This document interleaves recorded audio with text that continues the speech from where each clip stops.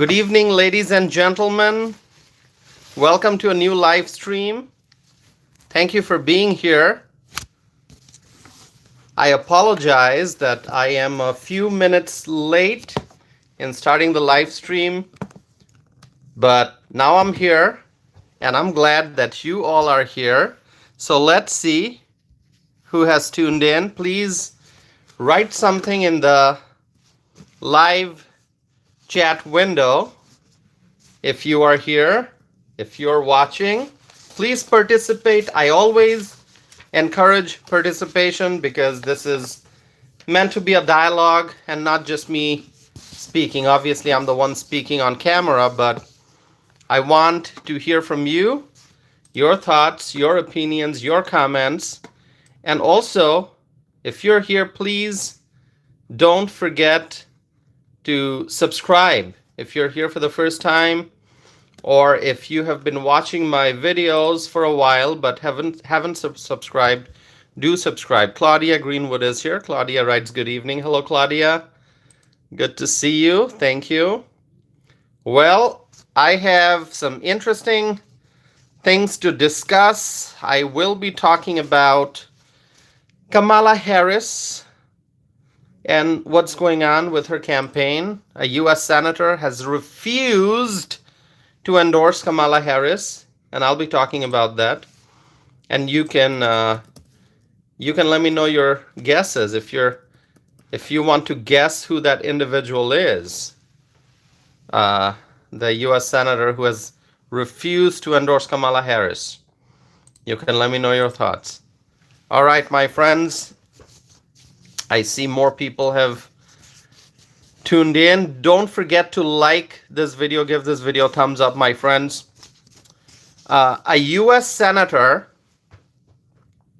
has publicly refused to endorse Kamala Harris. And you may be wondering who it is. Who is the U.S. senator who has refused to endorse Kamala Harris? He's Joe Manchin. You heard about Joe Manchin, right? Do you know who Joe Manchin is? If you do, just write that in the chat window. Joe Manchin is a sitting U.S. senator who is not running for re-election. Jesse Smith is here. Hello, Jesse. Jet is here. Hello, Jet. So wonderful to see you all. Please participate in the live chat. It's always wonderful to hear from you all and your comments and your questions. So Joe Manchin is a sitting U.S. senator who is not running for re-election. And does anyone know what state Joe Manchin is from? What state he represents? I'm sure you know. I've talked about him. West Virginia. West Virginia. So Joe Manchin, Jesse wrote West Virginia. Exactly. Joe Manchin is the U.S. senator from West Virginia. He's a sitting U.S. senator, but he is not running for re-election. And you know what? Joe Manchin used to be a Democrat, but then something happened. He became an independent. I love it, my friends. I love it when Democrats walk away and become independents, okay? You know, it's great when Democrats walk away from the Democratic Party and come and join the Republican Party. That's always wonderful. But, you know, some people don't take that big of a step. You know, Democrats, they walk away from the Democratic Party, but they may not become Republicans. But it's okay if they just walk away, because then, you know, we can highlight that, as I have done on a number of occasions. I've talked about how Democrats, prominent Democrats, have walked away from the Democratic Party, like Tulsi Gabbard. Tulsi Gabbard is a big example of a Democrat walking away from the Democratic Party. So Joe Manchin also used to be a Democrat, and he no longer is. Now he identifies as independent. Okay? So Manchin left the Democratic Party, and now he just revealed that he is not going to endorse Kamala Harris. Now I'm happy to see that. I'm glad that Manchin made the decision that he did. He decided to not endorse Kamala Harris. So I want to give you a little bit of background, my friends, and also if you're here for the first time, don't forget to subscribe. I would truly appreciate that, and I will try to monitor the live chat window also. Um, Here's the background. Now, you all know Kamala Harris used to be a U.S. senator before she became Joe Biden's running mate, and then obviously afterwards she became the vice president of the United States. She actually is probably the worst vice president of the United States. Do you think so? I mean, who do you think is the worst vice president of the United States? You know, I think it's Kamala Harris. Uh, Kamala Harris. All right. Okay, so Kamala Harris, what has she exactly done since becoming VP? Really nothing. I mean, she has accomplished nothing since becoming VP. But okay, we're not gonna go into that discussion. Maybe on a different day. But here's what I want to tell you. Kamala Harris, who used to be a U.S. senator, said that she supports eliminating the filibuster. Okay? That's what she said. Now, does that shock you? Sassy is here. Hello, Sassy. John Drake is here. William Kelly is here. Bailey Gordon is here. Lots of viewers here. So thank you all for joining. Kamala Harris said that she wants to eliminate the filibuster. She has expressed her strong support for eliminating the filibuster. And you know why? Do you know why Kamala Harris wants to eliminate the filibuster? Because she wants to see abortion laws passed. Okay? Abortion laws passed.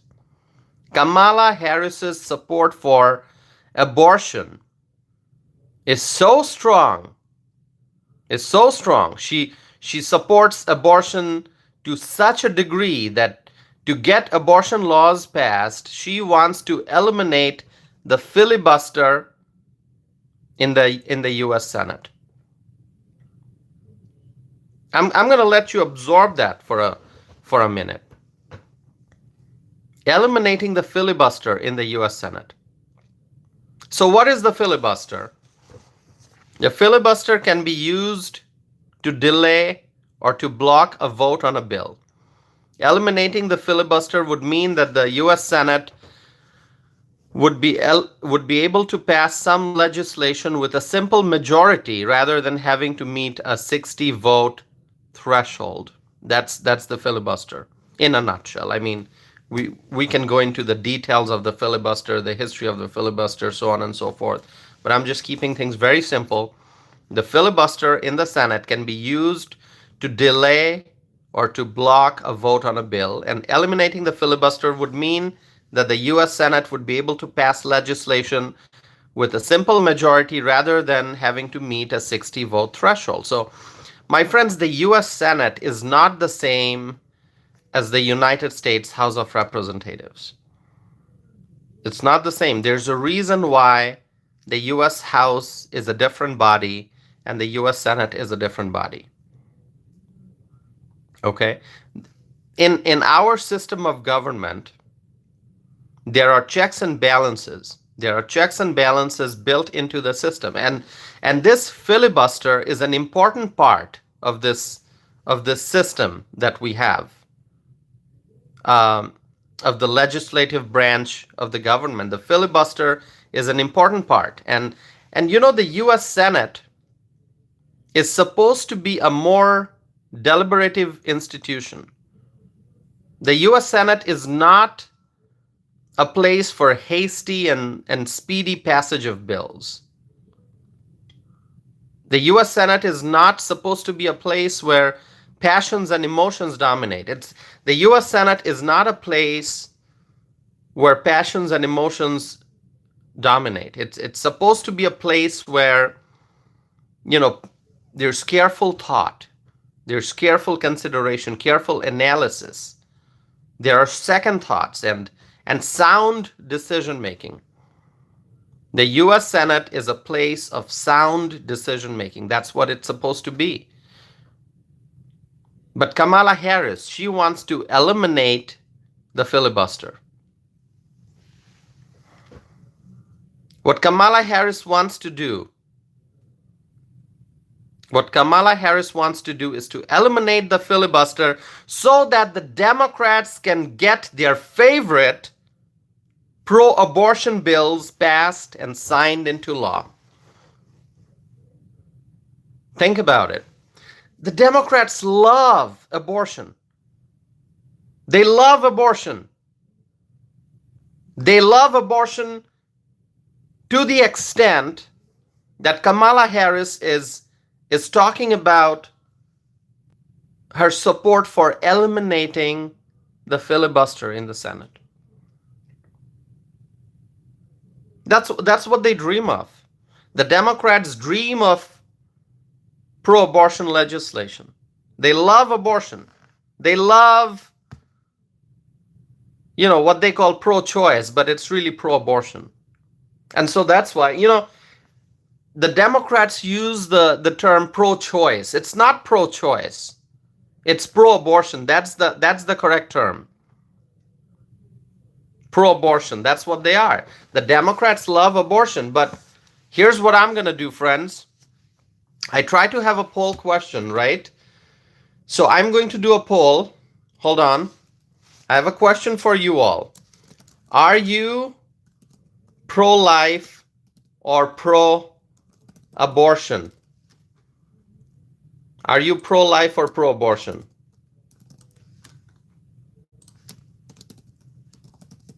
Are you pro-life or pro-abortion?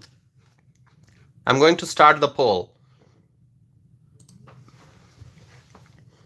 The poll has started, my friends. The poll has started. Okay? The poll has started. Are you pro-life or pro-abortion? Do you believe in protecting life? Do you believe in protecting unborn children? Do you believe that as society we have to protect the unborn children? Do you want to save the babies? Do you care about the babies? Do you care about the future generations? Are you pro-life? Do you believe in life? Or do you support abortion? I want to hear from you. I want to hear from you. Let me know your thoughts, my friends. Question, are you pro-life or pro-abortion? 55 votes already in. 55 votes. 59 votes already in.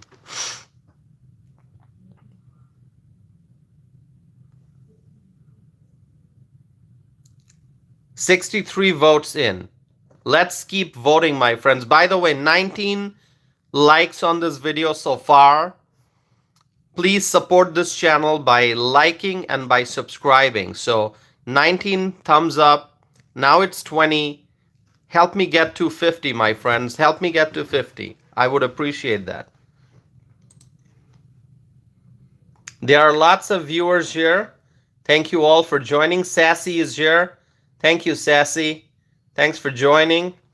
Lots of comments. Let me get back to the discussion and then I'll be reviewing the comments again. So Kamala Harris, she is a former US Senator. She is the current Vice President. And she is also the Democratic nominee for President. And so she, whatever she says is going to be in the news because of the position that she has right now and because of the position that she is hoping to get. So she is the VP right now, the current vice president. She is holding a very important public office, and she's running for the highest office in the land, which is the office of the president. And you would think that from a major party presidential candidate and from someone who's already in office, you would think that there would be you would expect some kind of sensible statements, right? But instead, what we get from Kamala Harris is her support for eliminating the filibuster. I mean, does she have any respect for the form of government that we have? Does she have any respect for the Constitution? Does she have any respect for the institution, the U.S. Senate? It's an institution. Does she have any respect? I don't think so. Anyone who respects the U.S. Senate, anyone who respects the government framework that we have, anyone who respects, our rule of law, anyone who respects the American legislative body can never support eliminating the filibuster. Can never support eliminating the filibuster, but she wants to do just that. She wants to eliminate the filibuster. Why? You know why? Because the Democrats love abortion. So, my friends, Joe Manchin, who used to be a Democrat, as I mentioned, now he's an independent. Joe Manchin expressed his strong opposition to the idea of ending the filibuster. So whatever Kamala Harris is saying, Joe Manchin opposes that. Joe Manchin opposes that. And this is not the first time that Kamala Harris said that she would like to end the filibuster. If you're thinking, hey, this is the first time she has said that, it is not the first time. It is not the first time that she said she wants to eliminate the filibuster. Back in 2019, when Kamala Harris was a U.S. Senator,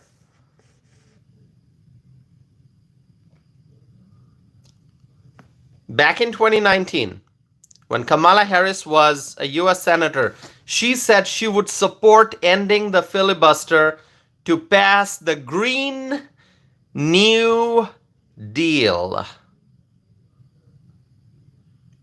Green New Deal. What do you think about the Green New Deal?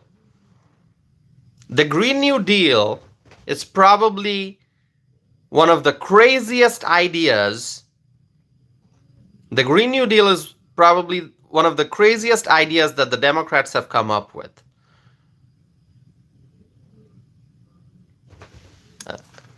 I'm reading some of your comments here. All right. So back in 2019, Kamala Harris said she would support ending the filibuster to pass the Green New Deal. And now she wants to do the same thing. She wants to end the filibuster because she supports passing pro-abortion laws. The Democrats and their love for abortion, it's unbelievable. It is unbelievable. But you know what? Freedom-loving Americans, we care about the babies. We care about the future generations. We care about the unborn children. And that's why I started this poll. The question is, are you pro-life or pro-abortion? Sassy writes, make America great again. Thank you, Sassy.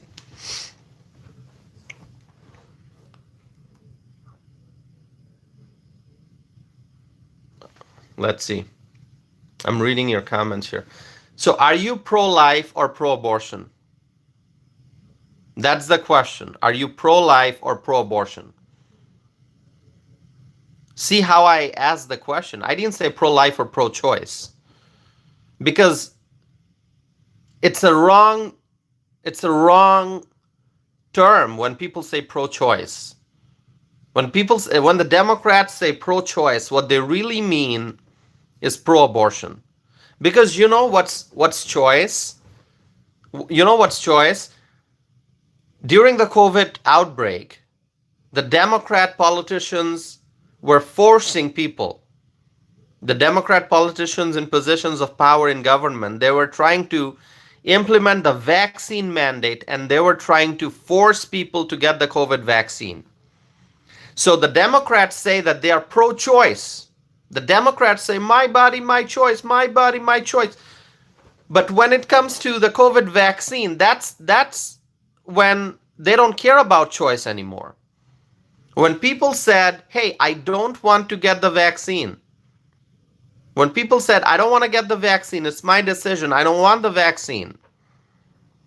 When people said that, when the freedom-loving Americans said, hey, don't implement a vaccine mandate because people should have choice. At that point, the Democrats disagreed. The Democrats said, you gotta get the vaccine. There's no choice. You gotta get the vaccine. That's what the Democrats said during the COVID outbreak. Okay? And so, the Democrats say that they care about choice. The Democrats don't care about choice. They care about imposing their will on the people of the country.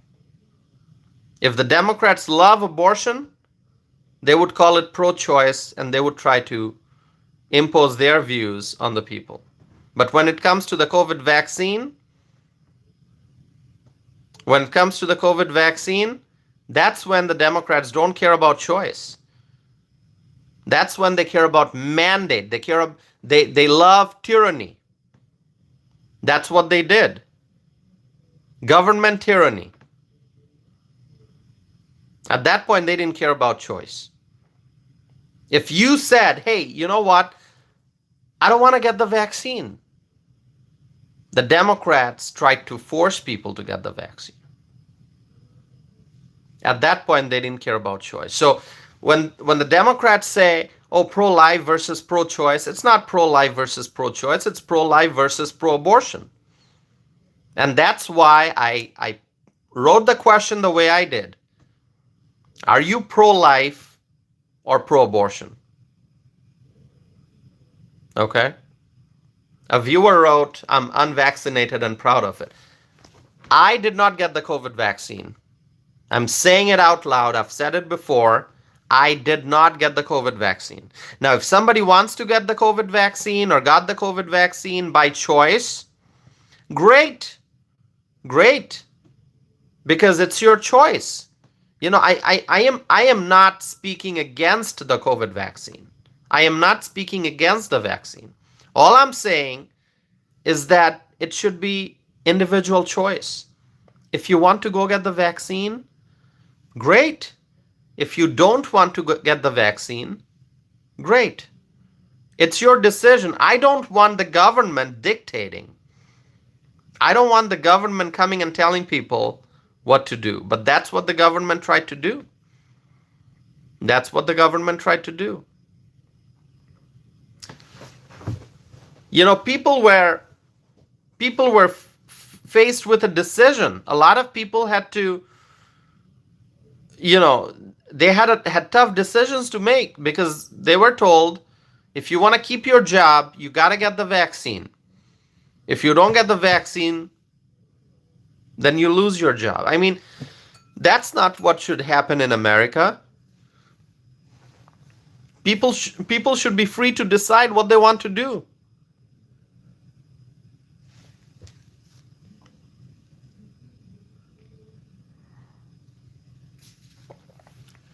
Let's see. All right. So 276 votes in already. The question is, are you pro-life or pro-abortion? Uh, a lot of viewers are here. Claudette is here. Virgil is here. Nagendra is here. R. Hansen is here. Francisco is here. Shane is here. Ruben Garcia is here. Mike Gomez. Great, wonderful. Norton is here. Thanks for being here. Wayne writes, hit the like, everybody, if you're enjoying the content. Yes, please. 37 likes on this video already. Let's get a few more so that we can get to 50. I would appreciate that. By the way, don't forget to subscribe, my friends. Your subscription is important because the more you subscribe, the more my video will reach a bigger audience. Okay. Norton writes, toss it for president. Thank you, Norton. I appreciate your vote of confidence. I am a proud American. I'm a proud American citizen, and I appreciate all of your support. Thank you. So this time, when Kamala Harris said that she wants to end the filibuster, Joe Manchin said that he is not going to endorse Kamala Harris. And this is a very strong message, and this is something that is in the news, and it's actually going to have a negative impact for the Kamala Harris campaign. It will. The fact that Joe Manchin publicly said that he is not going to endorse Harris, it's going to negatively impact the Harris campaign. And you know what else this is going to do? It is actually going to help the Republicans in the race for the U.S. Senate in West Virginia. I mentioned this to you, that Joe Manchin is not running for re-election, which means that seat is open. There's a contest for that seat, and Jim Justice is running, Republican. Jim Justice, governor of West Virginia. Jim Justice is running for U.S. Senate for that seat. Okay, so the fact that Joe Manchin said that he's not going to endorse Kamala Harris, that is going to really help the Republicans win the U.S. Senate seat in West Virginia. I think the Republicans in general are in a very good position to win that U.S. Senate seat in West Virginia. But, Joe Manchin's statement about not endorsing Kamala Harris, this would further solidify, and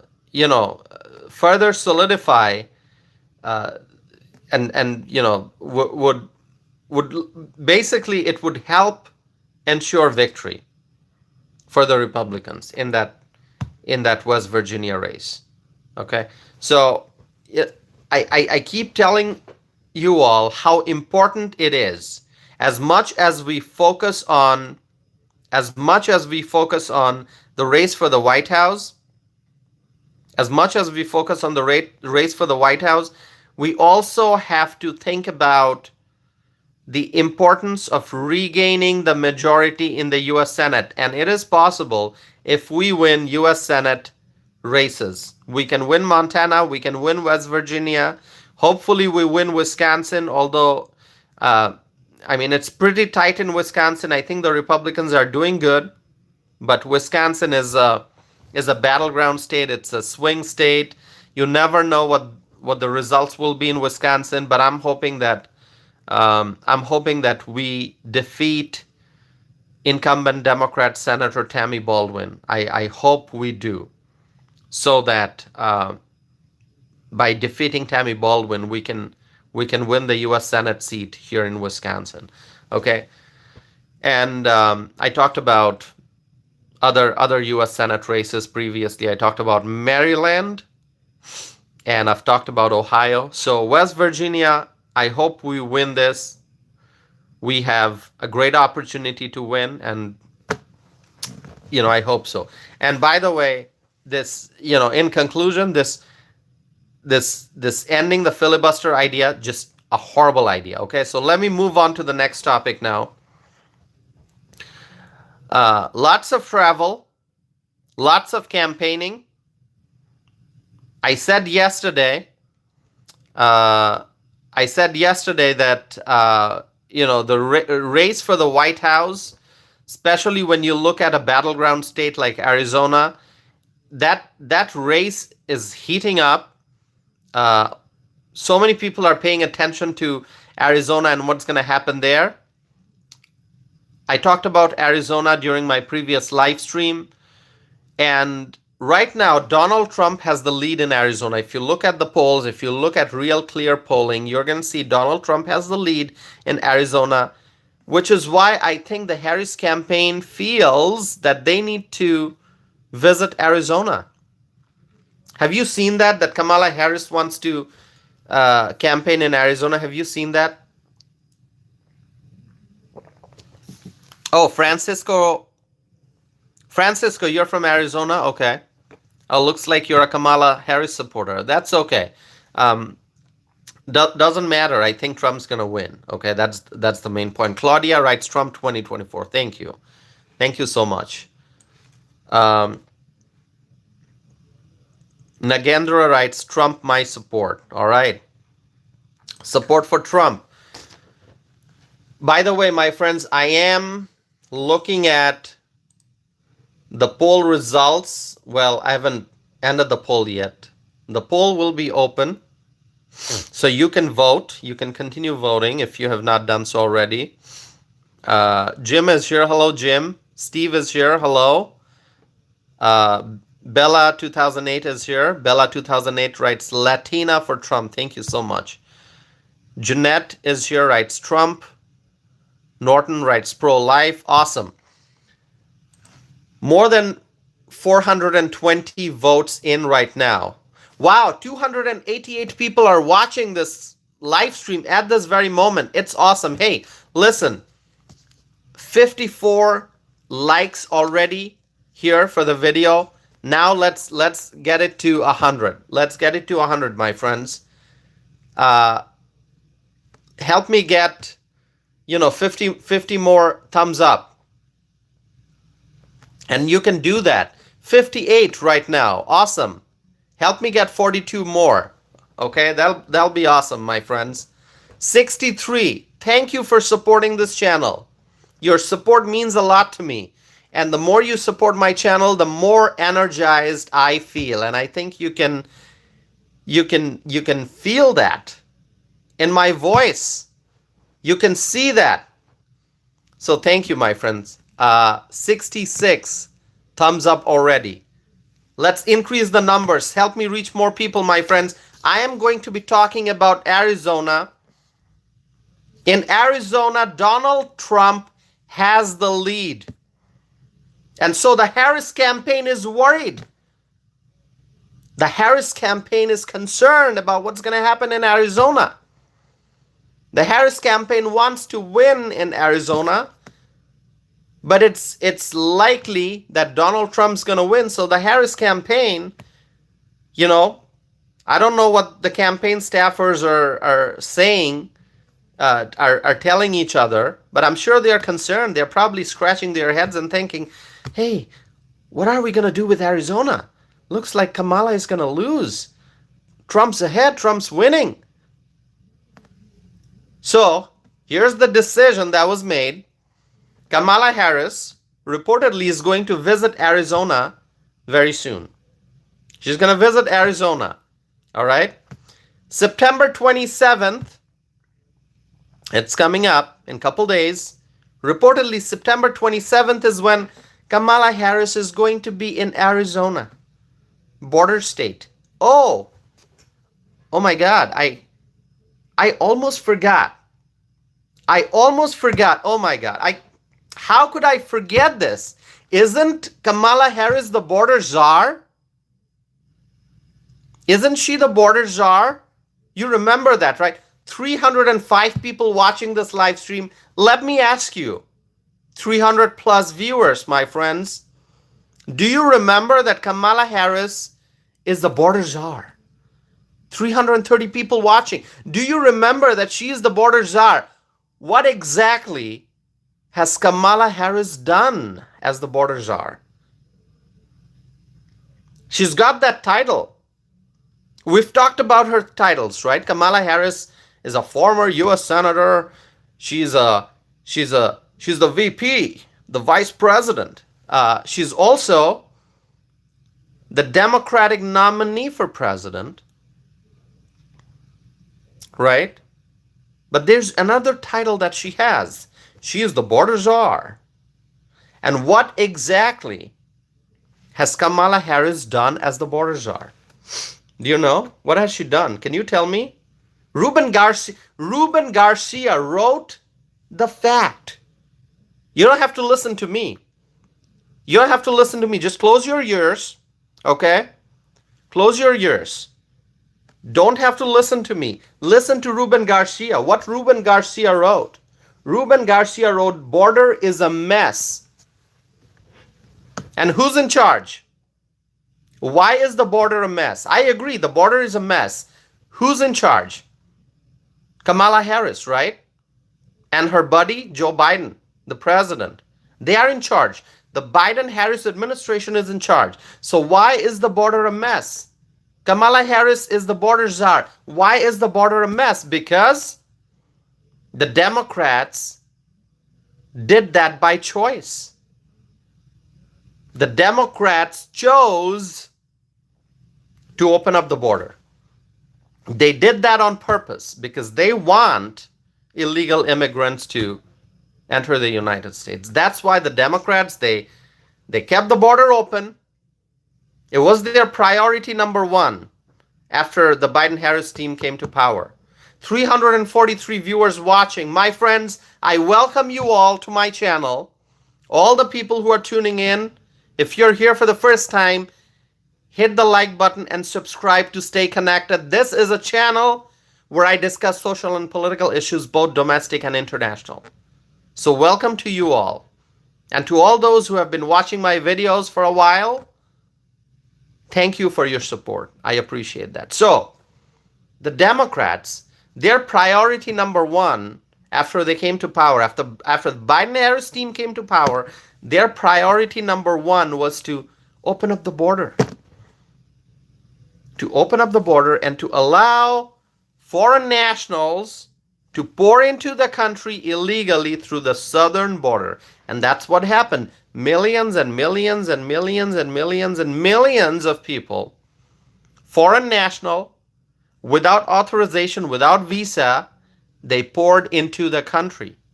They came into the United States, and they didn't just come in. They didn't just come in. You know what they did after coming in? They expected free stuff, and they still do.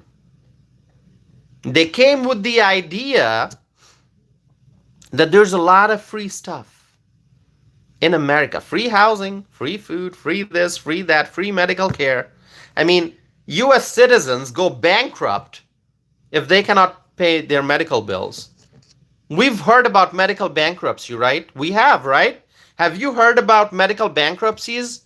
People who have catastrophic medical problems and they go and seek help. Maybe they spend months in the hospital, or they need emergency services, or they need specialized treatments, expensive medication.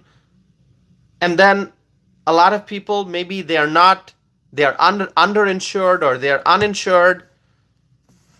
Or even if they have insurance, they may have a very high deductible. And people often go bankrupt. American citizens go bankrupt if they cannot pay their medical bills. Oh yeah, of course. The medical provider will offer you a payment plan. Have you heard that?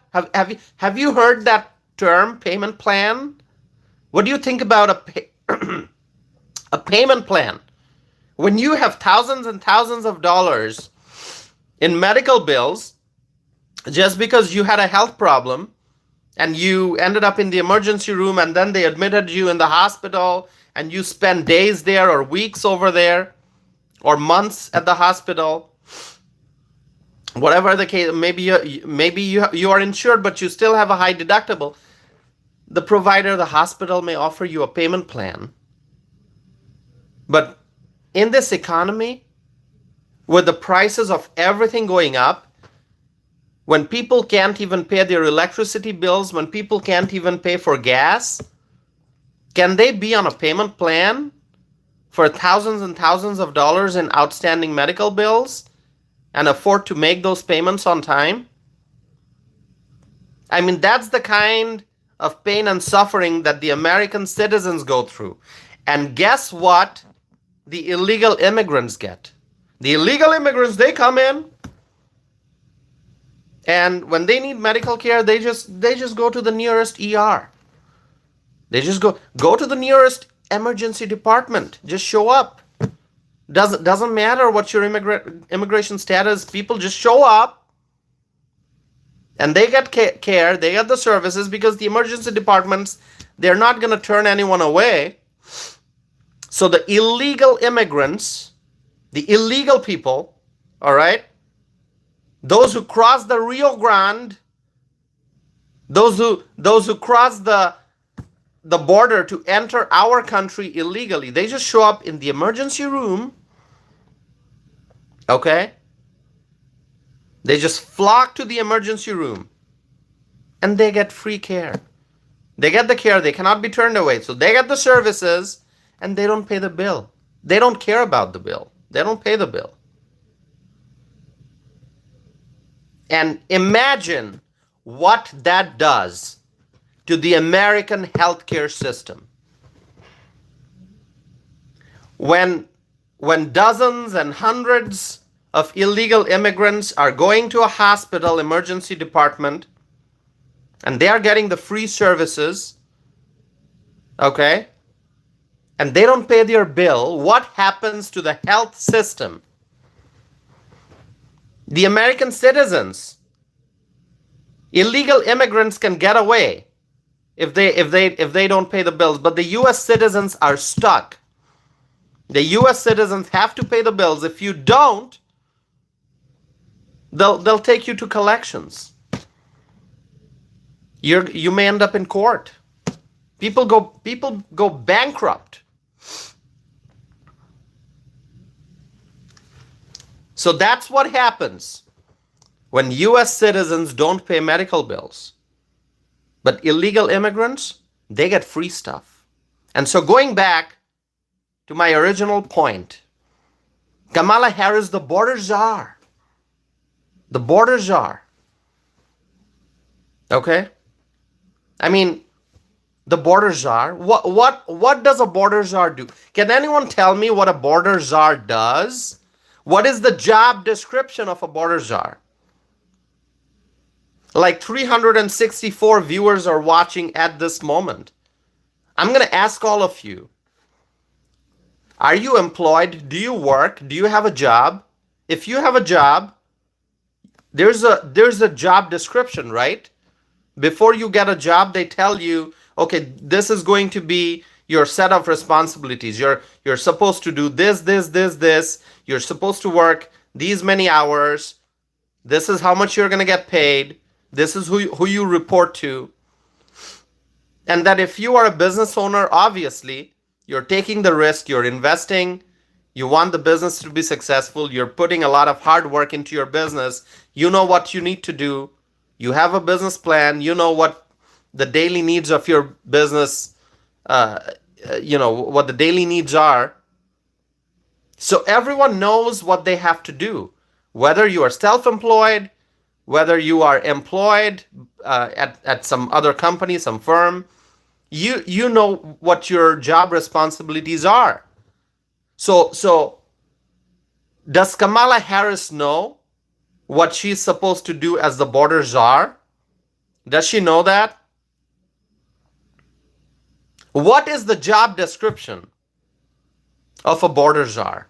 I mean, that's my question. I mean, I'm asking you guys. So many freedom-loving people watching this, freedom-loving Americans, tell me, what is the job description of a border czar? And what has Kamala Harris done as the border czar?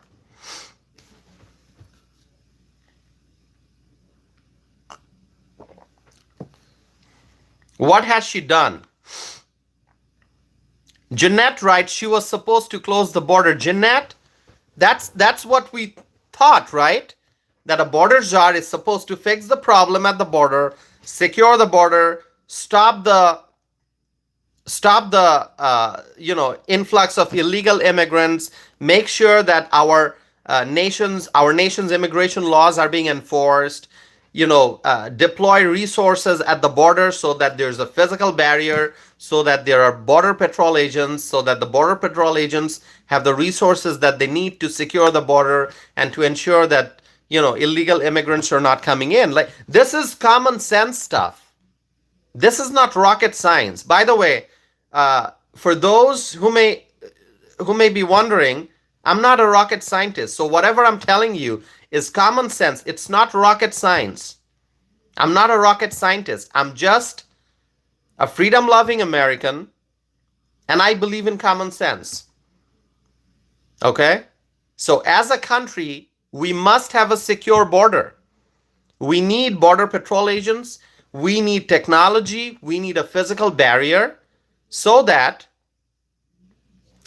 we can stop the influx of illegal immigrants. So I think the border czar has a very simple job description. Okay, just common sense. Do the common sense stuff. And what has Kamala Harris done? What has she done? She did nothing. What she did is nothing. She did nothing. She did nothing to secure the border. She did nothing to stop the influx of illegal immigrants. She did nothing to enforce our nation's immigration laws. And that's why we have the crisis that we have. And that's why our emergency departments are full of illegal immigrants showing up for free stuff. We have a housing crisis in the United States, but the illegal immigrants, they get free housing. If you are a hardworking American, whether you receive a salary or you are employed and you get hourly wages, whatever the case may be, you're working hard, you're trying to pursue the American dream, you're trying to earn money so that you can put food on the table, so that you can afford warm clothes in the winter, so that you can buy gasoline for your vehicle, so that you can take care of your family members. If you're working hard, life can be tough. Michael Brown is here. Hello, Michael Brown. Great to see you, Michael Brown. Thank you so much for being here. Everyone who's here, thank you so much for your support. Please hit like. 98 likes already. 2 more and I'll be at 100. And let's keep going from there. Let's get to 150 next. And don't forget to subscribe. 299 people watching this right now.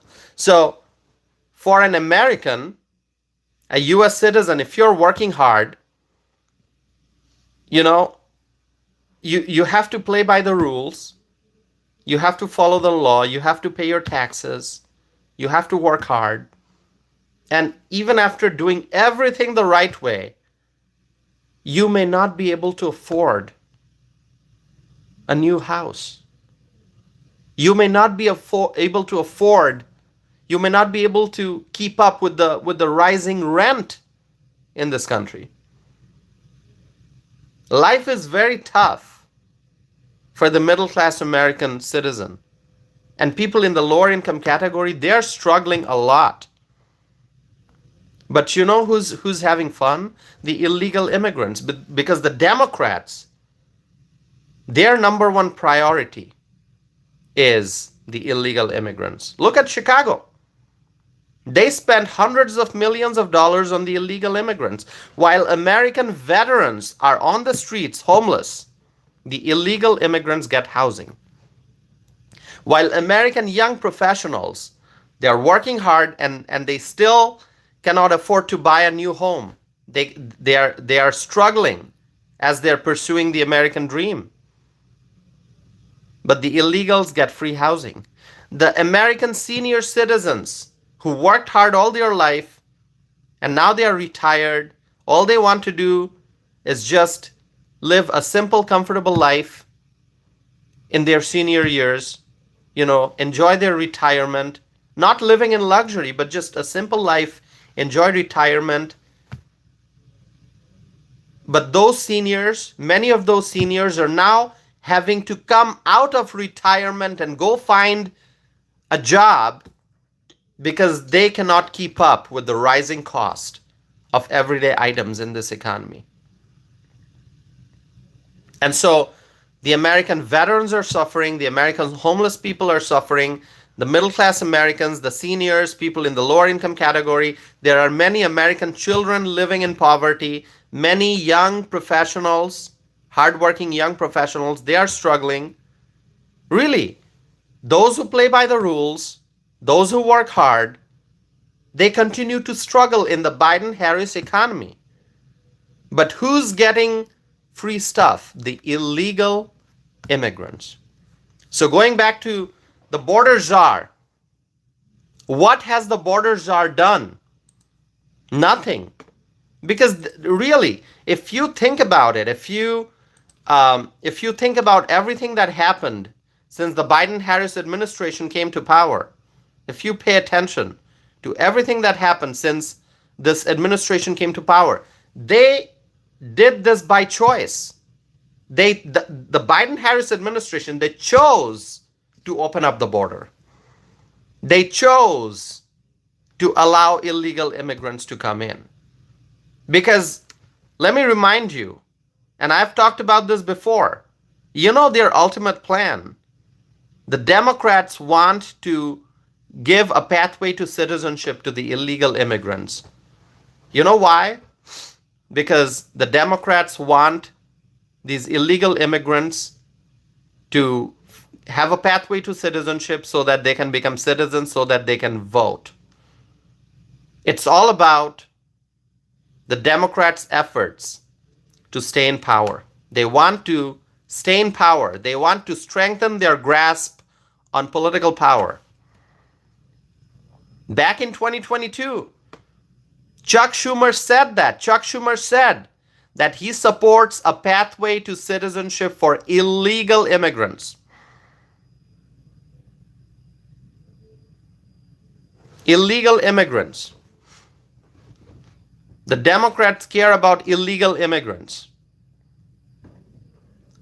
A viewer named Tire887 writes, Trump 2024. Exactly. Trump 2024. My friends, let me pause for a second. By the way, do you know how many people have tuned in tonight so far?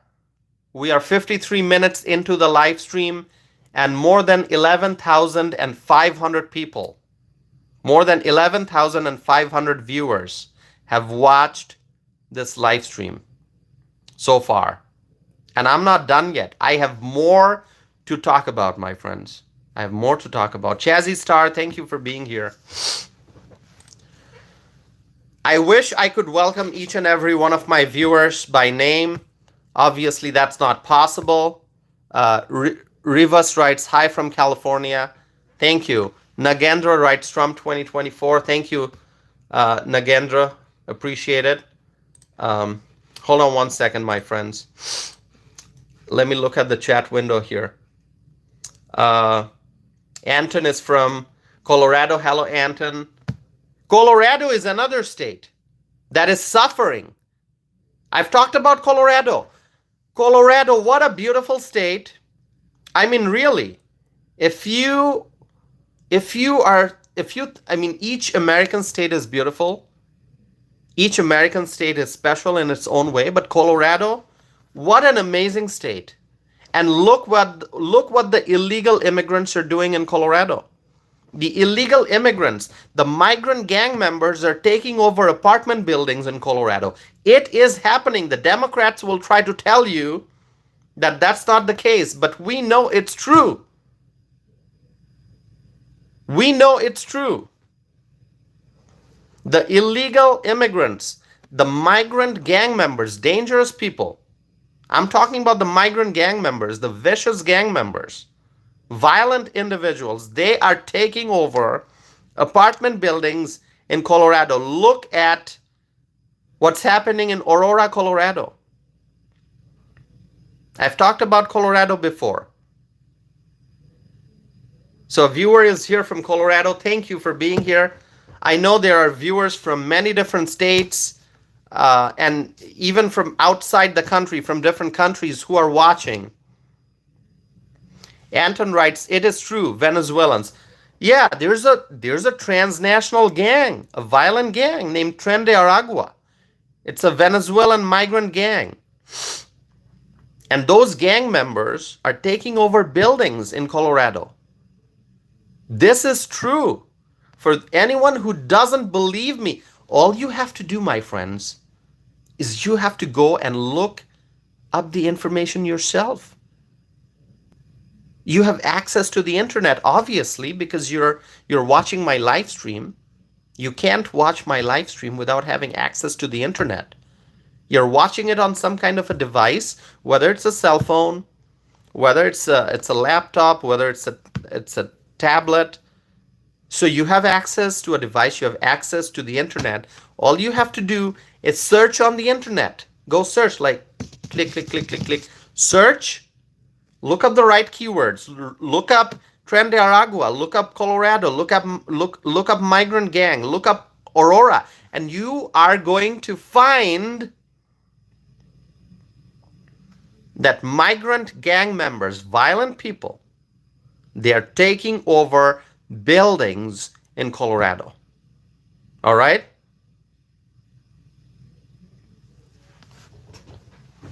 You don't have to trust me. I am presenting information. Doesn't mean you have to trust me. Don't trust me. Go look up the information yourself. You can. There are different news sources that are reporting on that problem. Okay?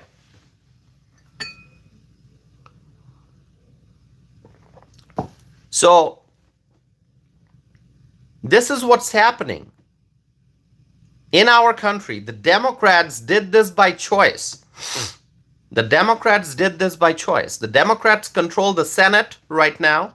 The Democrats control the executive branch of the government. And yes, we, the Republicans, have majority in the U.S. House of Representatives, but it is a very slim majority. Very, very slim majority. And that's why I keep emphasizing that we have to win the race for the White House. The Republicans will have to win the race for the White House. We also have to secure a sound majority in the U.S. Senate, and we have to grow the size of the majority in the United States House of Representatives. Okay? All of these three things need to happen if we want to fix the problems, if we want to repair the damage that the Democrats have done to this country. The border czar has done nothing to secure the border because it was by design. The Democrats had it all planned. They decided to open up the border, let people in, and the Democrats are advocating for citizenship for the illegal immigrants, a pathway to citizenship. My friends, thank you for supporting this channel. 125 likes already. Thank you so very much for your overwhelming support. 295 people are watching this right now. And to each and every person who's watching, the number just went up to 316. Everyone who's watching, please subscribe. That's how you can support my channel. If you subscribe and if you stay connected. Subscribe, my friends. I would appreciate that. Alan writes, it's a pleasure to hear you. Thank you, Alan. Shaggy writes, pro-life. Thank you. I am pro-life too. Protect the unborn. Save the babies. So, my friends, I have a lot to talk about. Don't go anywhere. More than 13,700 people have watched my live stream so far. I just crossed the 1 hour time mark and I have a lot more to discuss. So don't go anywhere. Don't go anywhere. Liz is here. Hello, Liz. I can see your comments. Nagendra, I've mentioned Nagendra. Um, thank you so very much. Everyone who's supporting me. Thank you so much. If you want to support me, all you have to do is just hit the thumbs up, hit the like button, and subscribe. And stay subscribed. Stay connected with me. That's all you have to do. And I truly appreciate all the comments that you're writing. Because of the volume of comments, I'm not able to address each and every comment, but I see the tremendous support that my channel is getting. My friends, I always emphasize that this is a community. It's a community of freedom-loving people. And we are all part of this community. We love our freedom. We love our rights and our freedom. So thank you so much for being here. Danny writes Trump 2024. Exactly, Danny. I believe in the same thing. Trump 2024. Thank you for being here. Let's see. 922 votes so far. The question is, are you pro-life or pro-abortion? Are you pro-life or pro-abortion? Simple question.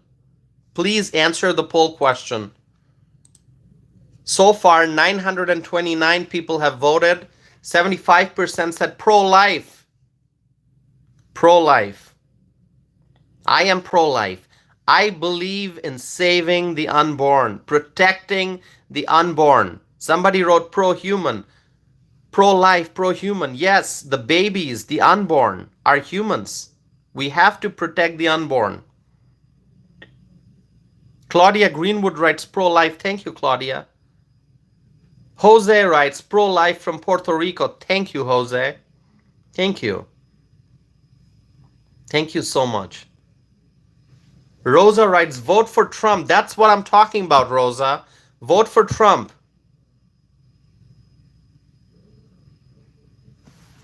So, my friends, let's come back to Arizona. Kamala Harris and her campaign, they finally feel the need to campaign in Arizona. And reportedly, September 27th is when Kamala Harris will be in Arizona. So I don't know yet what city she'll be visiting, but she's going to be in Arizona. And let me remind you that Trump won Arizona in 2016, right?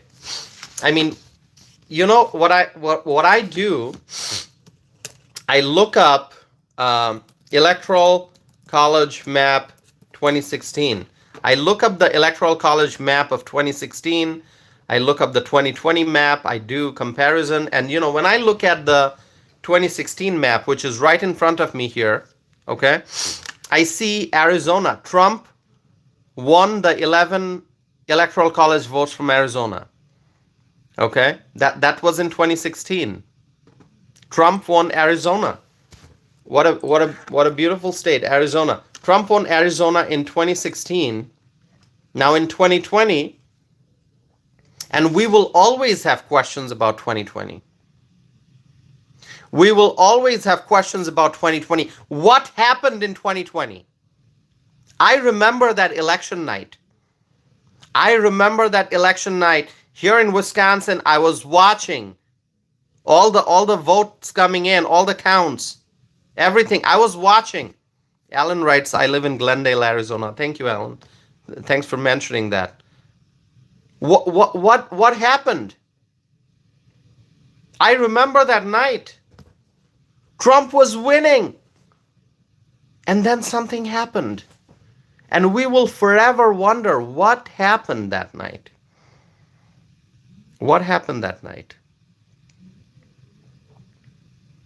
There will always be questions in our minds, my friends. What happened? Election night, year 2020.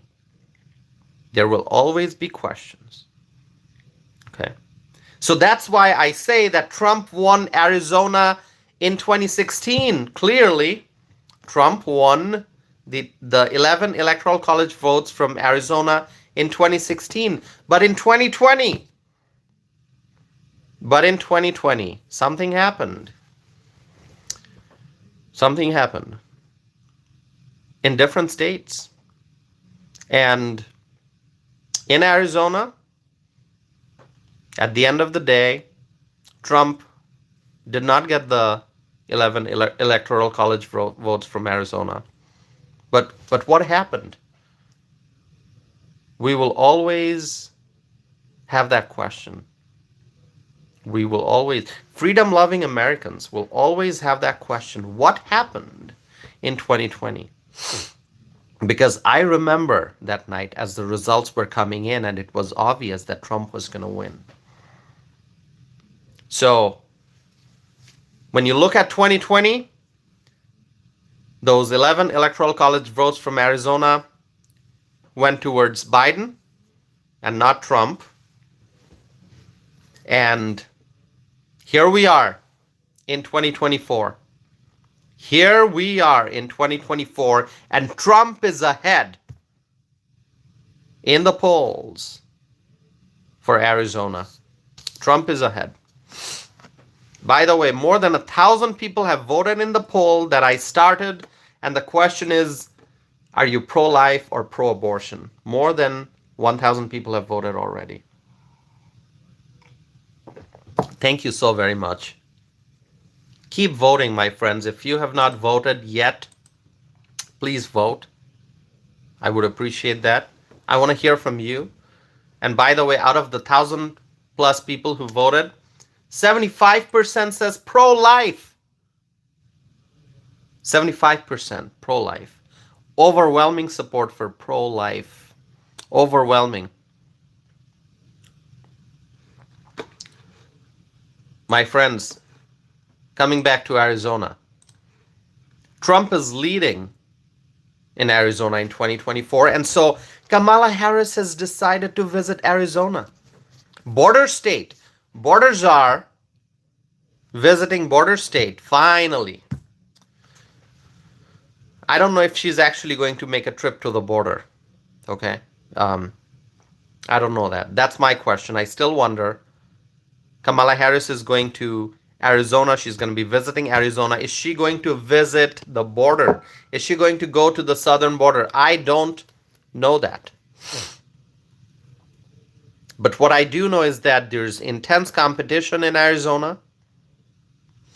And the people of Arizona have suffered a lot in the last 3.5 years because of illegal immigration.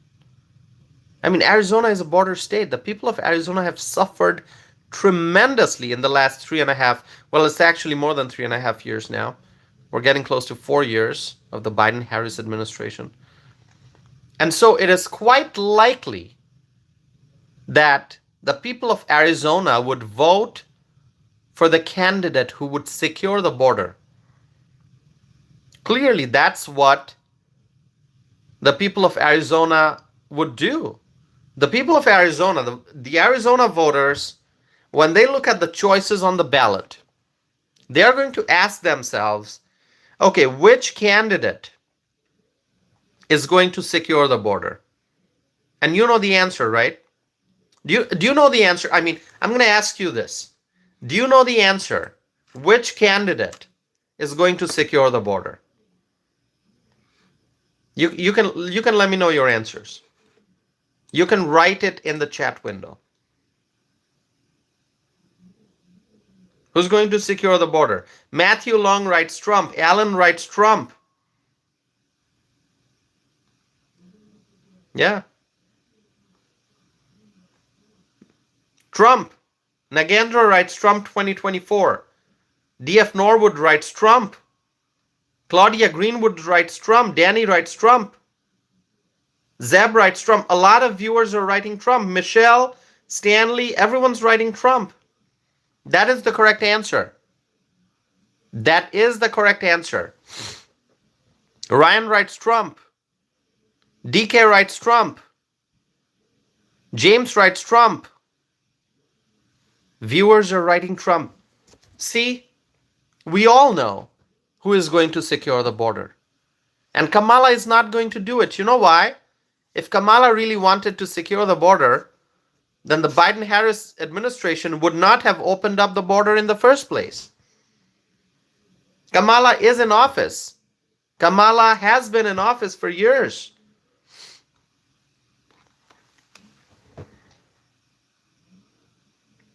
And is the border secure? No, absolutely not. They opened up the border. So clearly, Kamala Harris is not going to secure the border. Who's going to secure the border? It is going to be Donald Trump. Trump is going to secure the border. Trump is going to secure the southern border, my friends. And so the people of Arizona, they have an important choice to make this election. Do they vote for Trump, who's going to secure the border, or do they vote for Kamala Harris, who is part of the administration that caused the border crisis, that caused the influx of illegal immigrants?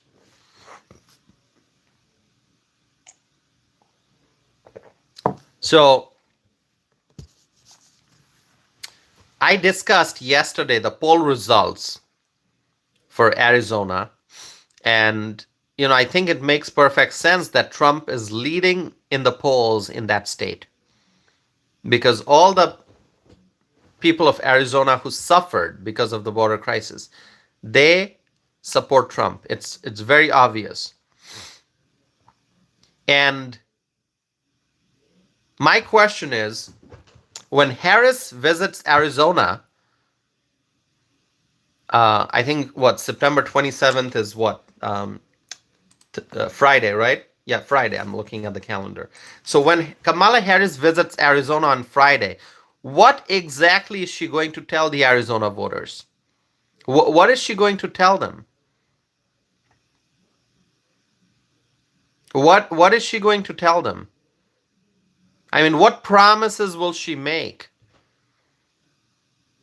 Her administration caused the border crisis. So when she goes in front of the Arizona voters, I mean, she's going to be asking for their support. She's going to be asking for their votes.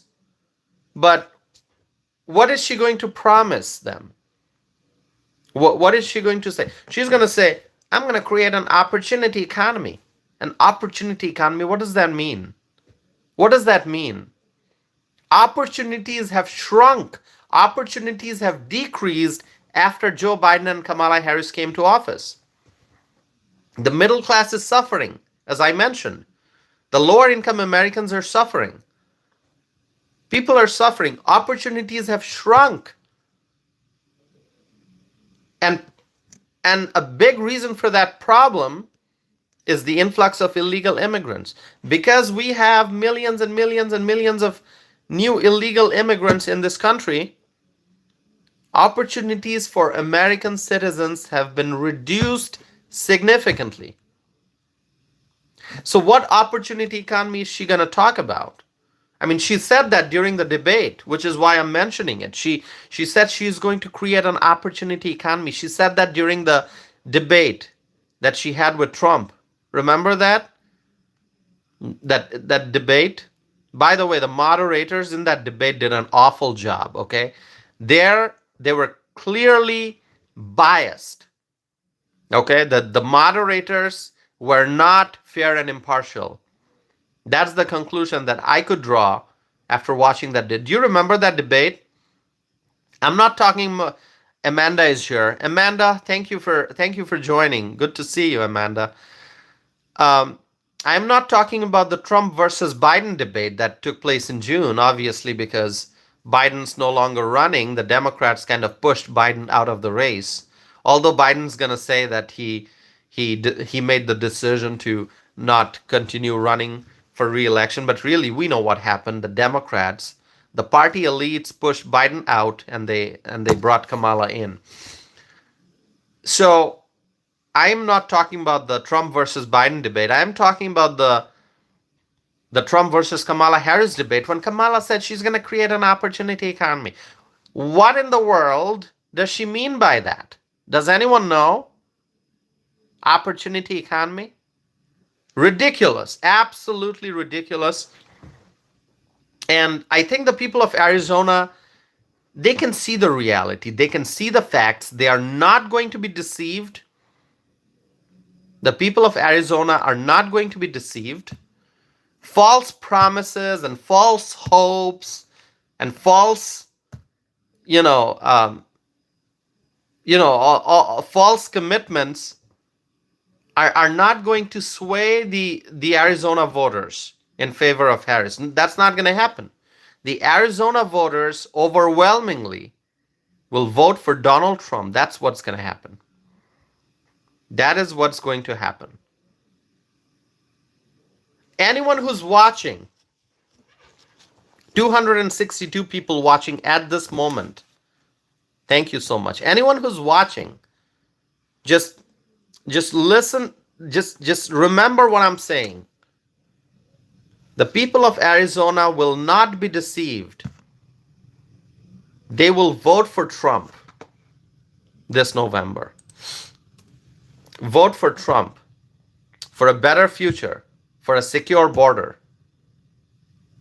My friends, more than 18,400 people have watched my live stream so far. Thank you so much for all of your support. 162 likes on this video so far. I know we can get to 200. My previous live stream got well over 200 likes. I know we can get to 200.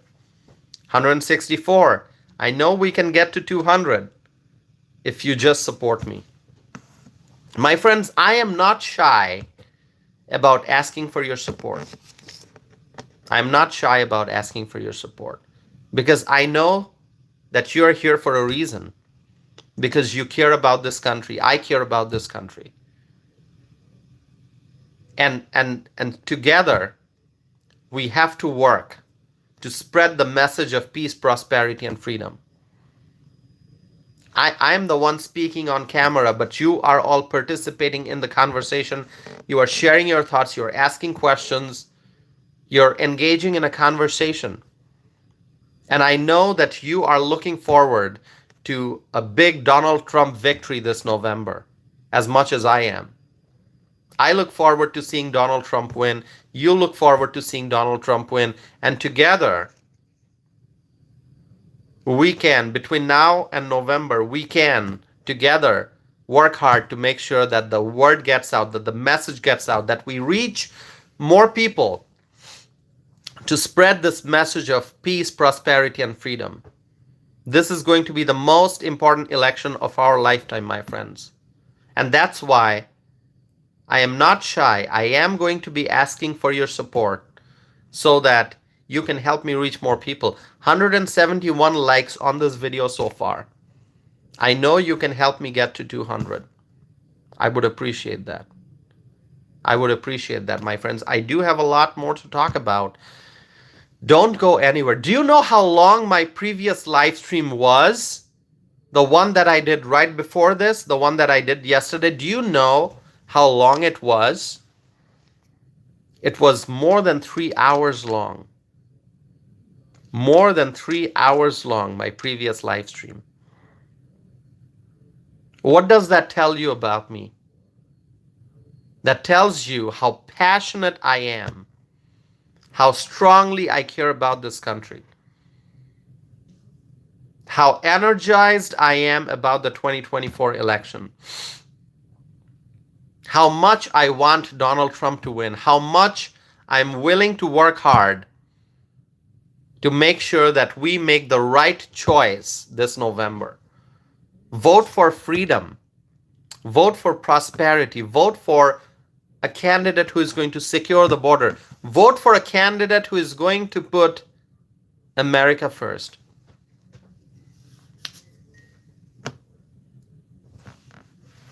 Crazy work rights. What state are you at? I am in Wisconsin. Wisconsin is a battleground state. I'm in Wisconsin. All eyes are on Wisconsin. My friends, I have a lot to talk about. Don't go anywhere. I appreciate you all being here, my friends. More than 19,400 views so far on this channel. Madison, Wisconsin is where I am. Beautiful city of Madison, state of Wisconsin.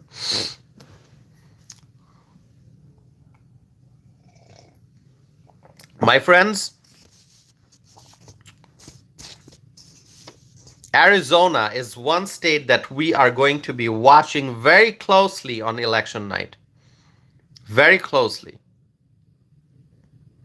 And let's understand one thing. Illegal immigration absorbs our resources, and I have mentioned that. And what happens when a certain community or a certain state sees an influx of illegal immigrants? What happens? The taxpayers' resources in that state, in that community, get used up as illegal immigrants demand free services. And you know what's shocking to me? There are nonprofit entities out there that provide services to illegal immigrants. It just really bothers me. It bothers me a lot. I support excellent nonprofits. There are great nonprofits out there, people who, help the financially needy individuals, those who are suffering because of homelessness, those who don't have, those who suffer because of food insecurity. There are great nonprofits out there who help individuals in need. Nonprofits that help victims of domestic violence, nonprofits that help individuals with disabilities, so many different nonprofits. Some nonprofits focus on helping children. Some nonprofits focus on helping seniors. There are so many great nonprofit organizations out there. But you know what bothers me? When I see that nonprofits, they are being funded by American taxpayers. A lot of nonprofits receiving government grants, a lot of nonprofits receiving private funding from American citizens, but the nonprofits, and I'm not mentioning any names, I'm just stating in general terms, there are nonprofits out there that provide services to illegal immigrants. They take government funds, or maybe they, as I said, they get donations from US citizens, but they help illegal immigrants. Why does this bother me? I can tell you why it bothers me. Because each dollar that is spent on an illegal immigrant, that's a dollar that is not available to be spent on an American citizen in need. Right? I've talked about many American citizens who are homeless. Homelessness is a big issue, and actually homelessness increased since Joe Biden and Kamala Harris came to power. Because with their reckless spending and their policies, the Democrats and what they have done resulted in inflation. Cost of everyday items went up. People struggled and continue to struggle, and many people ended up becoming homeless. And there are many Americans who are not homeless yet, but they are at risk of homelessness. And so as Americans are suffering, they are facing hardship, they are struggling, there are many nonprofits out there that are providing services to illegal immigrants. And that is wrong. That is unacceptable. That is unacceptable. I think American nonprofits must prioritize American citizens and legal immigrants. You can help the legal immigrants, those who are here in the United States legally, those who went through background check, those who completed the proper paperwork, those who waited patiently for their turn and they came to the United States legally. They respect and follow our immigration laws and rules. You can help them. And of course, help the American citizens, number one priority. But don't help illegal immigrants. Don't help those who crossed the southern border illegally. So it's just deeply disturbing when I see how nonprofits are spending massive sums of money to help the illegal immigrants. So my friends, 187 likes so far. It is wonderful.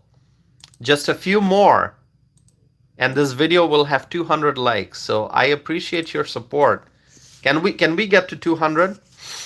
Maybe 13 more likes and we will be at 200. More than 20,000 people. More than 20,000 people have watched this video so far. And I'm not done yet. I have more to discuss. I have more to discuss, my friends. So thank you all for being here. Wayne writes, you got the support. Thank you, Wayne. Let's see some comments here. As I said yesterday, and those who missed my comments yesterday, by the way, just stay tuned because I have another very important issue to discuss. But before that, I just want to highlight one thing. So, and I mentioned this yesterday during yesterday's live stream. I don't block anyone. I've never blocked anyone on my YouTube channel. But what I will no longer do is read the harsh and the unkind comments. People who call me names, people who insult me, they say really bad stuff. And I'm trying to keep my language very, very mild, okay? Those who say a lot of bad stuff, they insult me, they engage in name calling. I'm not going to read their comments. I'm not going to address their comments or their questions. You can feel free to disagree with me, and you can express your disagreement. You can criticize me. Go right ahead, criticize me. But as long as we are being respectful, as long as we do it in a way that leads to a constructive conversation, you know, I'm happy to read your comments. If you write, toss if I disagree with you. You know, I believe that this should be the policy and not the one that you're proposing. If you say something like that, I'm more than happy to have a conversation with you. I'm more than happy to read that comment out loud. I'm more than happy to respond to that comment. But if you are insulting me, if you're just calling me nasty names, I'm not going to address that, okay? I'm not going to delete anyone because, you know, I believe that, you know, I'm not at that point that I'm going to delete some. I haven't done that yet. And I don't plan to do that unless somebody is being extremely, like to the extreme level, disruptive and insulting, you know. I am observing, but so far I have not blocked anyone. But you as individuals who are watching my channel, you're watching my live stream, if you are engaging in the live chat window and you find that somebody is very disruptive and you can't tolerate it, you can just block that person. I think on your end you have the ability to do that. But I haven't blocked anyone yet. I don't plan to. But what I will no longer do is I will no longer read the harsh, extremely harsh insults that some people are writing. addressed, aimed at me. Okay, so I'm not going to read that. Okay. Uh, and by the way, I think there are lots of new viewers. So some of you are wondering, like, who is this guy? Who is his name is Tassif. He's talking about things, social and political issues. So I want to know more about this guy. Who is he? Well, that's a valid question. If you want to know more about me, what I'm going to do is post my website link here in the chat window. You can see tossifanam.net. If you go to my website, you'll see my bio, you'll see my blog posts, and you'll also see a list of 109 published opinions. So I'm a writer. For those who don't know, I do a lot of writing. I write on social and political issues, letters to editors and op-eds. I have written many, 109, as I said. And my writings have appeared in Chicago Tribune, USA Today, Boston Globe, Philadelphia Inquirer, Pittsburgh Post Gazette, Milwaukee Journal Sentinel, Wisconsin State Journal, New York Post, New York Daily News, the Washington Times, Washington Examiner, the Capital Times, the Dodgeville Chronicle. So my writings have appeared in many newspapers and publications, also the Western Journal. And so, I write a lot because I believe in exercising my First Amendment right, my freedom of speech. So I speak and I also write, and more than 100 of my writings, so 109, have been published, okay, in various newspapers in America. So you can find that list on my website. If you want to Google my name, if you go on a search engine, whether it's Google or some other search engine, if you write my name, Tassif Anam, you're going to see some search results, so you can find out more about me. So yeah, if you're wondering, like, who's this guy, we want to know more about him, feel free to check out my website, or you can just Google my name and you can see the search results that come up. You'll find my writings, you'll find my blog posts, and more information about me. Okay, so asking, like, who are you, Tassif? Who is this guy? Before I subscribe, before I hit the like button, I want to know who this guy is. Go right ahead. You will find more information about me. And I would invite you to read more about me, read my bio, read my op-eds, my letters to editors, and my blog posts. And, make an informed decision if you want to subscribe and stay connected, if you want to give this video a thumbs up.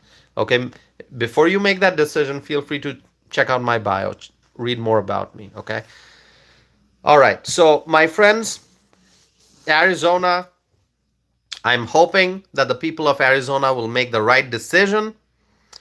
In Arizona, the American citizens have suffered a lot, and which is why there's strong support for Donald Trump as we approach November 2024. So right now, the Harris campaign is feeling that they might end up losing Arizona, which is why I believe Kamala Harris is scheduled to visit Arizona on September 27th. Okay, so my friends, Donald Trump is coming to Wisconsin. Did you know that? Wisconsin is a battleground state. You know that. I mean, look at the battleground states: Wisconsin, Michigan, Pennsylvania, Georgia, Arizona, and also people are saying North Carolina. So these are the battleground states. And you're probably going to see the two presidential candidates from the two major parties, Donald Trump from the Republican Party and Kamala Harris from the Democratic Party. You are going to see these. You're going to see that the two candidates spend a lot of time in these battleground states, and when they are not visiting a state, usually their surrogates are, or their running mates are.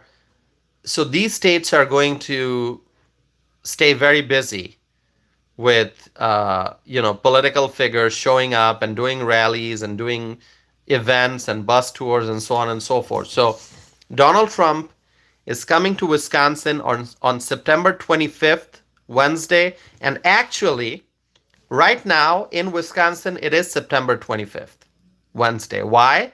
Because the time is 12:42 a.m., which means it's a new day, which means it's September 25th, Wednesday. So Donald Trump is coming to Wisconsin today, September 25th, and no doubt that Wisconsin is a high priority for Trump. It is a high priority state.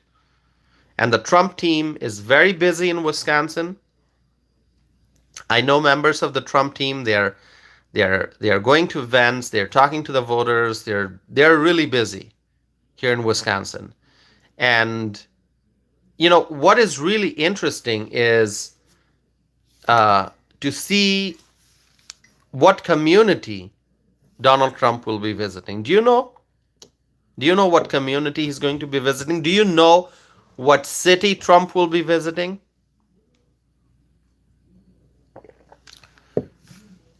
Prairie du Chien. You heard about that? Prairie du Chien? I'm going to write it down. So, Prairie du Chien. That's the city. Prairie du Chien. It's a beautiful city in western Wisconsin. It's in Crawford County. The name of the county is Crawford. Okay? Let me read some comments here. My friends, thank you so much for supporting my channel. 194 likes already. I know we can get to 200. Just 6 more likes and 5 more likes. It's 195. By the way, so far tonight, more than 23,000 viewers have watched my live stream. More than 23,000 viewers.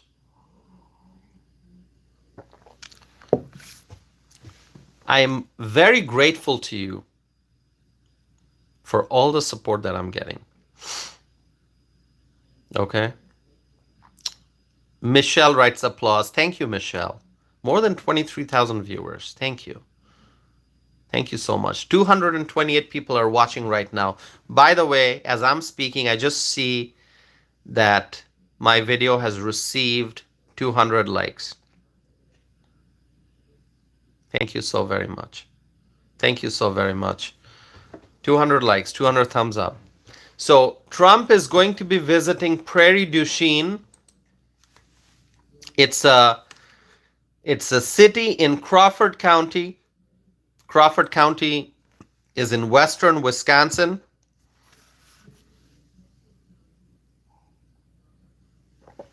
And what is significant about Prairie du Chien? By the way, Prairie du Chien is about 2 hours from where I live, approximately 2 hours. The drive is beautiful. I live in Madison, Wisconsin. Prairie du Chien is about 2 hours away, and more like 1 hour 50 minutes, I think.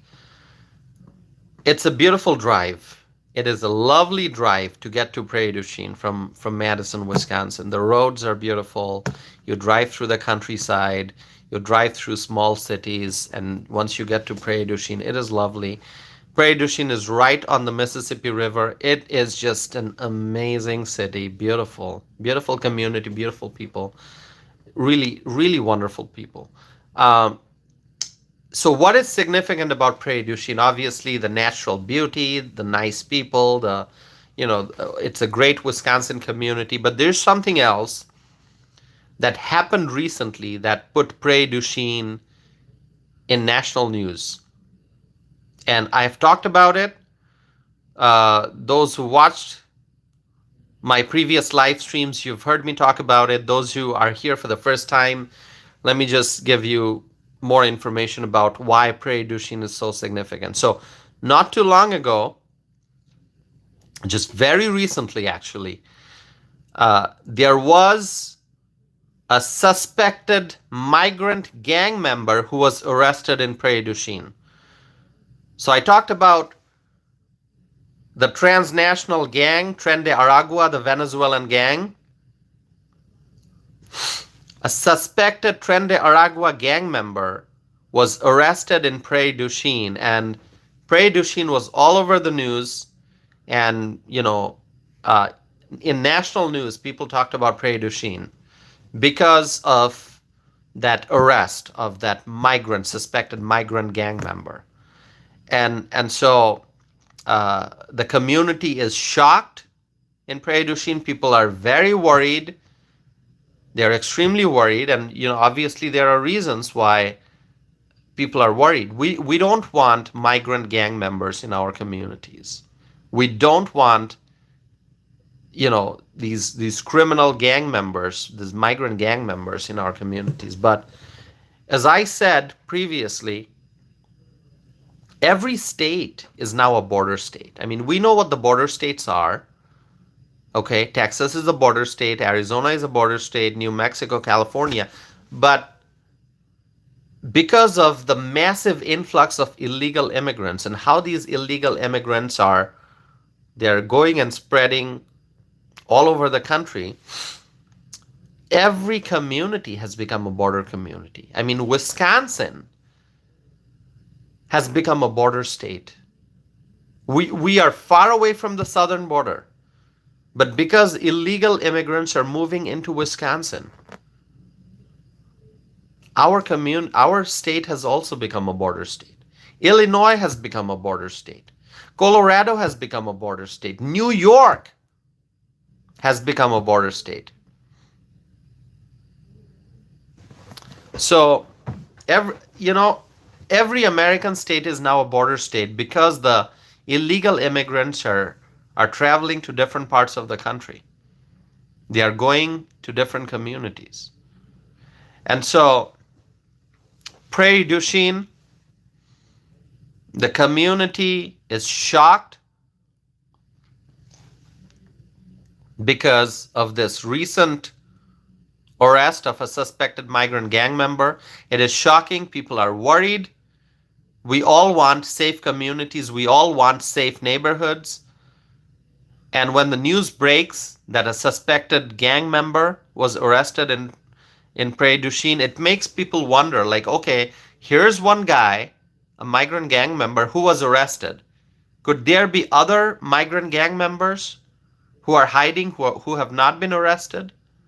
Right? I mean, people are worried. And that's why Prairie du Chien was all over the news. And so Trump is scheduled to visit Prairie du Chien. And reportedly, he is expected to speak about the border and immigration. Okay. J-Man is here. Hello, J-Man. Thank you for being here. So Donald Trump coming to Wisconsin. He's going to be in Prairie du Chien. He's scheduled to be in Prairie du Chien today, later in the day, in the morning.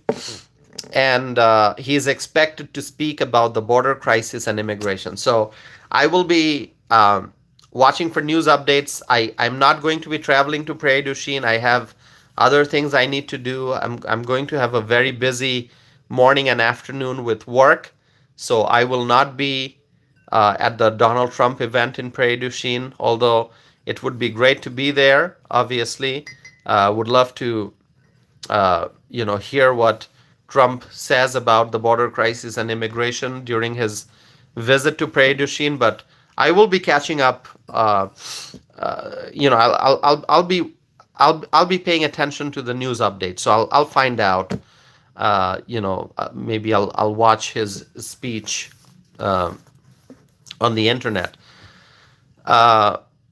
So it's going to be an important visit, okay? And Wisconsin obviously is a battleground state, so the more Trump visits Wisconsin, the better for the Trump campaign. And I'm hoping that as Trump won Wisconsin in 2016, I hope he wins Wisconsin again in 2024. So my friends, There's also a bus tour. Reportedly, there's a bus tour going on this week in Wisconsin as Trump surrogates and Trump supporters are traveling to various parts of Wisconsin to energize the voters. Okay, so that's going on. All right. So, my friends, that's pretty much all that I have for tonight in terms of updates and commentary. 207 likes for my video. It is wonderful. Thank you so very much. My live stream, this live stream has been viewed more than 24,000 times. I mean, more than 24,000 viewers have watched this live stream tonight. Well, it's no longer night. It's like morning to night and early morning. So we're 1 hour, 45 minutes into the live stream. And, I really thank all of you for being here and for supporting my channel. I have just crossed the 3,600 subscriber milestone, which is so wonderful. My friends. If you are watching this and if you have not subscribed yet, please do so. Please do so. And also the poll that I started is still on. So if you have not voted, please vote. Please vote, my friends.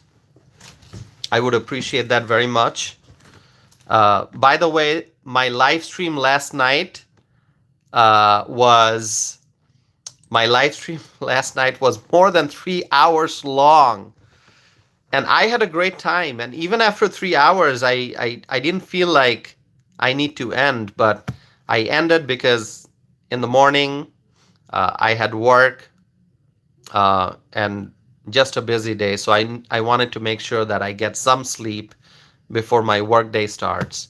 And I had a productive day. But, it's like more than 3 hours. And there are viewers who stayed with me the whole duration from the start to the finish. And I feel so much of energy because of your support. The reason I'm able to do these long live streams, like 2 hour long and 3 hour long live streams, is because of your support, your overwhelming support. So I'm very grateful to all of you for that. Anyone who has not subscribed, would you please subscribe? Would you just hit the subscribe button? That's the way you can support me. If you want to support this channel, that's what you would do. You would hit the subscribe button and you would hit the like button. Give this video a thumbs up. Okay, let me read some comments here.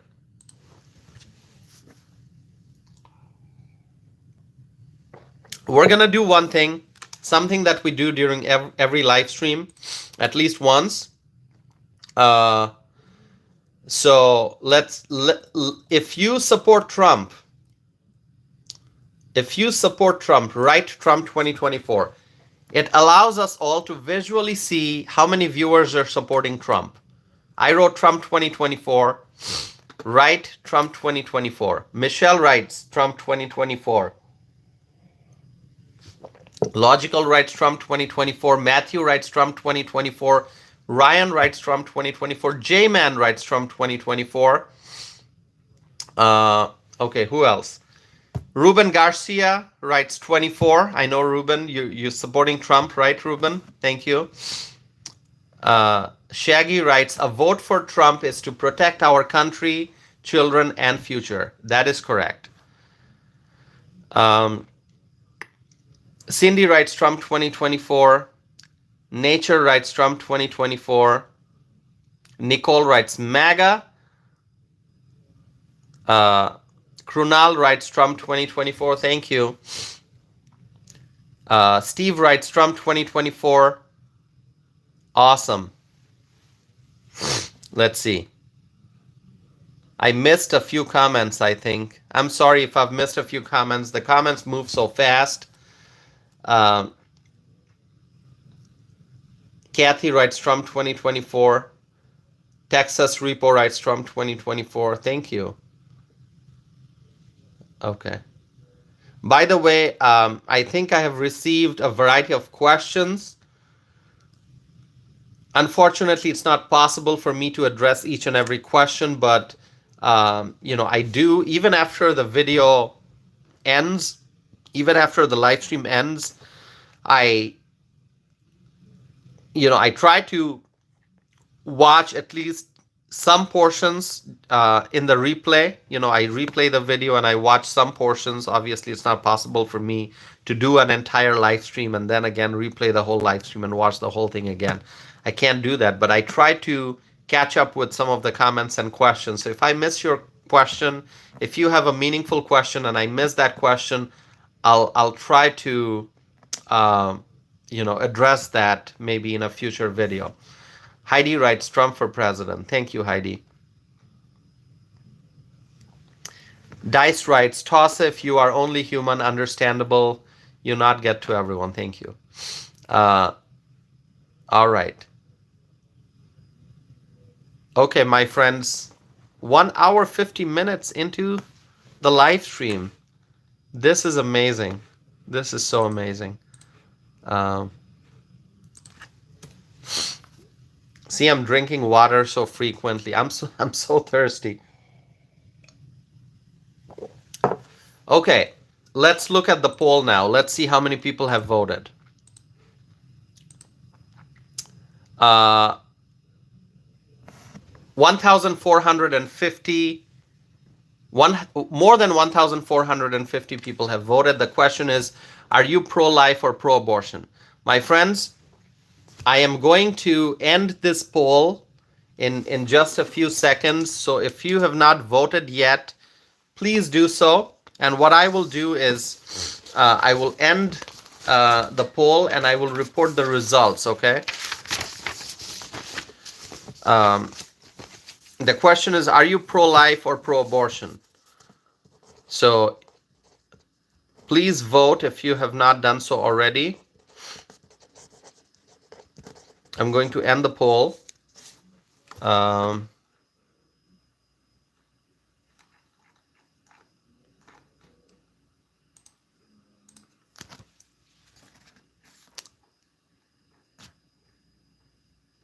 Okay, so the poll received more than 1,400 votes. Pro-life is 74%, and pro-abortion is 25%. Wow. Wow. Wow. Thank you. Thank you so much. I am so proud to be an American. I'm so proud to be an American. My friends, this poll, the question is, are you pro-life or pro-abortion? And more than 1,400 people voted. And 74% of the people voted pro-life. 74% of the people voted pro-life. Only 25% said pro-abortion. What does that tell you? That tells you that overwhelmingly people want to protect the unborn. People want to save the babies. They want to protect the babies. We have to save the babies. We have to protect the unborn. Pro-life, my friends. I ran this poll here on my channel. More than 1,400 people voted, and 74% voted pro-life. Thank you so very much. Thank you.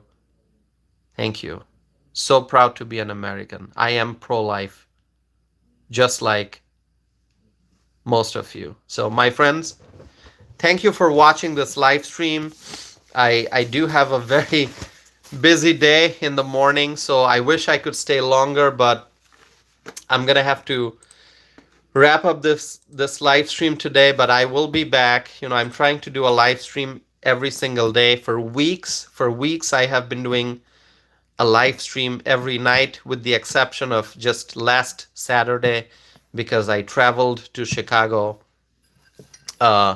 and so I was not able to do a live stream that night on Saturday night. But otherwise, I'm trying to do a live stream every day, and I appreciate all of your support. Thank you so very much, my friends. Thank you. And I wish I could thank each and every one of you by name. I wish I could mention each and every one of your name and thank you for all of your support. So, my friends, thank you so very much. From the bottom of my heart, I am very grateful. Thank you for all the likes. Thank you for subscribing. Thank you for participating in the live chat window. Thank you for your comments. Thank you for your questions. And my friends, um, you know, I'm so proud to be an American, and I'm hoping and praying that Donald Trump wins in November 2024. And together, my friends, we will make America great again. With that, thank you so very much. Please uh, stay connected with me because I'll be coming back with more videos and live streams. So I look forward to seeing you again soon. Thank you, my friends. Have a good night.